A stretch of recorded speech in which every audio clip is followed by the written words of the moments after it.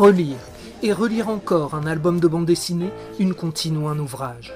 Se délecter d'un livre ancien, se plonger dans une édition collector, dans son lit, son fauteuil préféré au coin de la cheminée, ou simplement assis à même le sol, dans sa chambre. Un plaisir non fin que nous avons toutes et tous vécu avec bonheur et qu'il est agréable de partager avec ses proches. C'est avec cet objectif commun de transmettre à l'autre que 28 établissements de la région, dont la médiathèque de Louviers, se sont réunis, accompagnés de l'Agence régionale du livre et de la lecture, afin de développer un projet de conservation partagée de documents pour la jeunesse. Le patrimoine écrit, ce n'est pas dépassé, ringard, compassé. Nous avons voulu, dans cette exposition à Louviers, vous le présenter de manière ludique et dynamique, puisqu'il s'agit du patrimoine jeunesse. Le patrimoine jeunesse, il est récent puisque la littérature jeunesse a une toute petite histoire, mais sur la Haute-Normandie existe un plan de conservation partagé depuis 2008 dans lequel Louviers s'est inscrit, et cette action régionale vise à mettre en avant tous les fonds qui sont conservés dans 13 établissements de la région.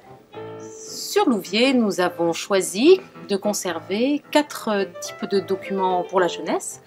Les imagiers qui sont présentés dans l'espace derrière moi, et cet espace est animé par l'image d'aujourd'hui, c'est-à-dire le numérique, les tablettes dans lequel le jeu Wako prend toute sa place.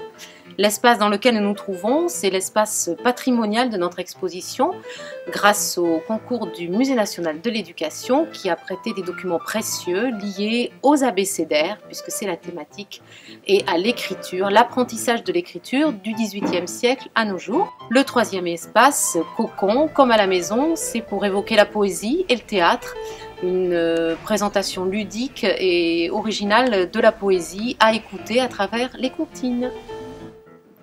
Jusqu'au mois de décembre, autour de cette expo, la médiathèque vous propose une série d'animations pour les petits et les grands. La prochaine, le 7 novembre, un tour du monde en comptine en langues étrangères où une petite dizaine de langues seront représentées. Une animation pour les moins de 6 ans. Le 28 novembre, pour les un peu plus grands, les 6-10 ans, la comédienne Frédérique Bruyas viendra nous faire une lecture d'albums reconnus de la littérature jeunesse sous une forme d'abécédaire.